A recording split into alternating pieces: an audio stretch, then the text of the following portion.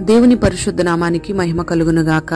అనుదిన దైవ కృపా కార్యక్రమం ద్వారా ఈ దినం దేవుని మాటలు వింటున్న దేవుని బిడ్డలు ఆత్మీయులైన మీ అందరికీ ప్రత్యేకమైన వందనాలు తెలియపరుస్తూ ఉన్నాం. ఈ దినం ఈ మాటలు వింటున్న మీకు ఆయన ఉన్నతమైన కృప తోడైయుండునుగాక. ప్రియ దేవుని బిడ్డలారా, మనం ఈ లోకంలో కొన్ని సందర్భాలను, కొన్ని విషయాలను చూస్తేనే నమ్ముతాం, చూడకుండా పొరపాటున నమ్మలేం. ఎందుకంటే అది మానవుని యొక్క నైజం. అందుకే ప్రభు అంటాడు పరిశుద్ధ గ్రంథంలో, చూసి నమ్మిన వారి కంటే చూడక నమ్మిన వారు ధన్యులు అని. అందుకే యేసయ్యతో శిష్యులు అంటారు, ప్రభువా, మా విశ్వాసాన్ని వృద్ధి పొందించవా అని అడిగారు. విశ్వాసము అంటే చూడని వాటిని నమ్మడమే విశ్వాసం. మరి పరిశుద్ధ గ్రంథంలో మనం గమనిస్తే చూడని వాటిని నమ్మి అనేక మంది విశ్వాసము ద్వారా, నమ్మిక ద్వారా పొందుకున్నారు. యేసయ్య సిలువ వేయబడినప్పుడు కుడి చేతి వైపున ఉన్న దొంగ విశ్వాసంతో, నీ రాజ్యం వచ్చినప్పుడు నన్ను జ్ఞాపకం చేసుకో అని అడిగినప్పుడు యేసయ్య, నీవు నేడు నాతో కూడా పరదేశంలో ఉందువని చెప్పాడు. రే దేవుని బిడ్డలారా, సిలువ మీద ఉన్న దొంగ దేవుని రాజ్యాన్ని చూడలేదు, దేవుని రాజ్యాన్ని గురించి కూడా అతడు వినలేదు. అయినా దేవుని రాజ్యం ఒకటి ఉందని అతడు హృదయపూర్వకంగా విశ్వసించి, ఆయన రాజ్యం వచ్చినప్పుడు నన్ను జ్ఞాపకం చేసుకొని ప్రభువుని అడిగాడు.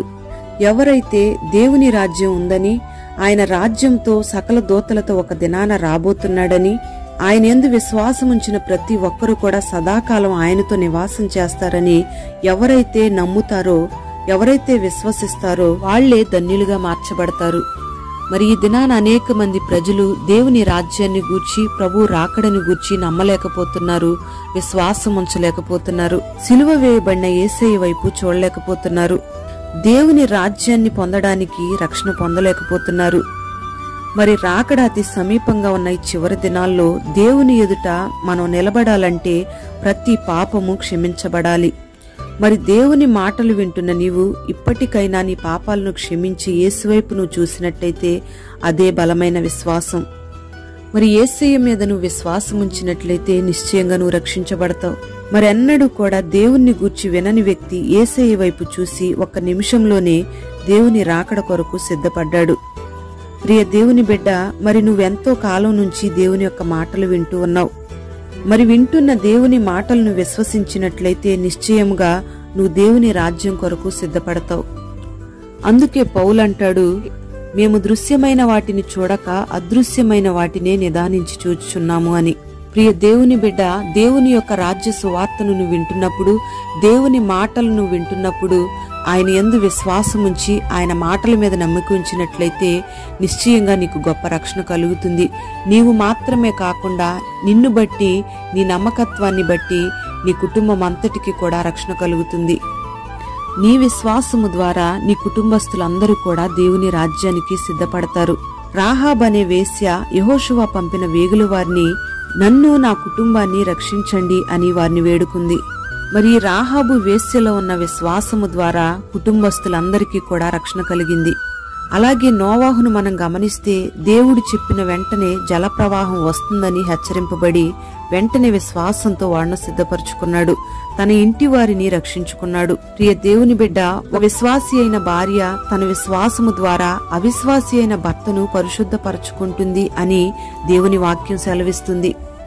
మరి నీలో ఉన్న విశ్వాసం ఆగిపోయేదిగా ఉండకూడదు గాని సాగిపోయేదిగా ఉండాలి.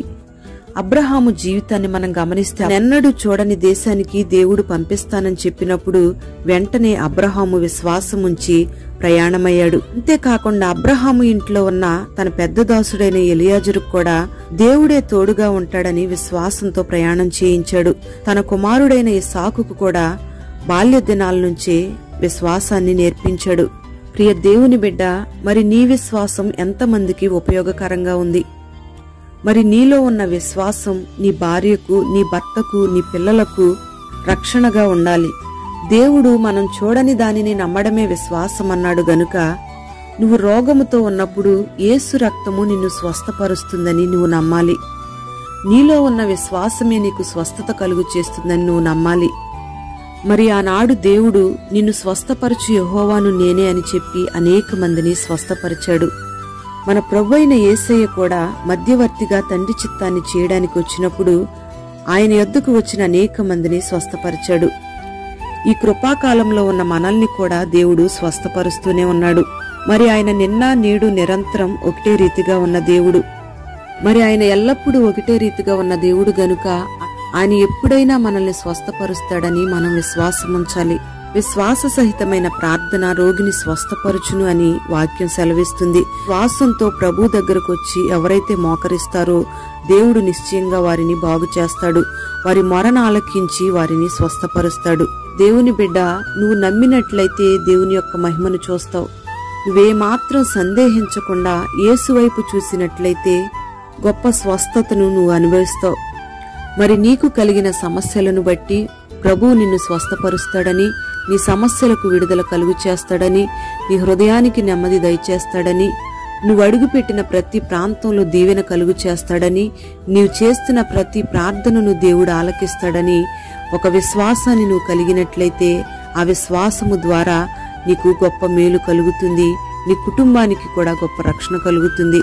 మరి నీలో ఉన్న విశ్వాసము ద్వారా, దేవుని మీద ఉన్న నమ్మకం ద్వారా నీవు నీ కుటుంబం రక్షించబడుదురుగాక. పరలోక రాజ్యానికి మీరు సిద్ధపడుదురుగాక. అట్టి కృప ఈ దినాన దేవుడు మీకు దయచేయునుగాక. ప్రార్థన. పరిశుద్ధుడవైన తండ్రి, దయగలిగిన దేవానికి స్తోత్రం చెల్లిస్తూ ఉన్నాం. చూడని వాటిని నమ్మడమే విశ్వాసమని మీరు తెలియపరిచారు. నీ బిడ్డలకు నీ మీద ఉన్న నమ్మకం ద్వారా కుటుంబాలకు రక్షణ, దీవెన, ఆశీర్వాదం కలుగునట్లుగా మీరు కార్యం జరిగించండి. ప్రతి బిడ్డను మీరు ఆశీర్వదించి ఈ దినమంతా విశ్వాసపు మార్గాల్లో మీరు నడిపించి నెమ్మది, క్షేమం కలుగు చేయమని యేసు నామములో అడుగుచున్నాము తండ్రి. ఆమేన్.